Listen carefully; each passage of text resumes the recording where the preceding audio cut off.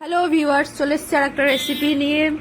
তো দেখতে পাচ্ছ আমি ম্যাগিটা সিদ্ধ হতে দিচ্ছি।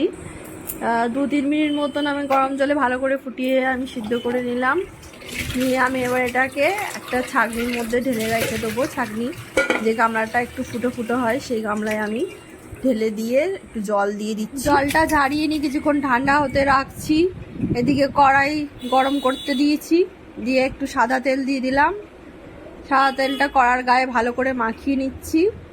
তেলটা গরম হয়ে আসার পর আমি কেটে রাখা সরু সরু করে কেটে রাখা গাজর আর ছোটো ছোটো করে কেটে রাখা বিনসগুলো দিয়ে দিচ্ছি।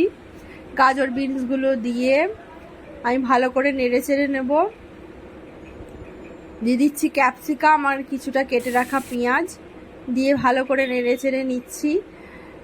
প্রথমে আমি নুন দেব না, আগে সবজিগুলো ভালো করে ভাজা হয়ে যাবে সামান্য, তারপরে আমি একটু নুন দিয়ে ভেজে নেব। একটু ঢাকা দিয়ে ভাজলে সবজিগুলো সিদ্ধ হয়ে যাবে, যেহেতু একটু লম্বা লম্বা করে কেটেছি।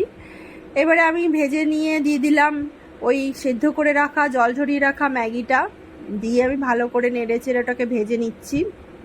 এই সময় গ্যাসের ফ্লেমটা মিডিয়ামে রাখবো, রেখে একটু নুন দিয়ে দিচ্ছি। নুনটা দিয়ে ভালো করে নেড়ে চেড়ে নিচ্ছি।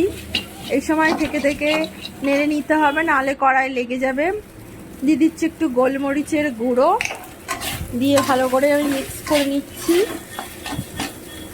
দেখতে পাচ্ছ ভালো করে ম্যাগিটা যেন ভাজা হয়ে যায়। এবারে আমি ম্যাগি মশলা দিয়ে দিলাম।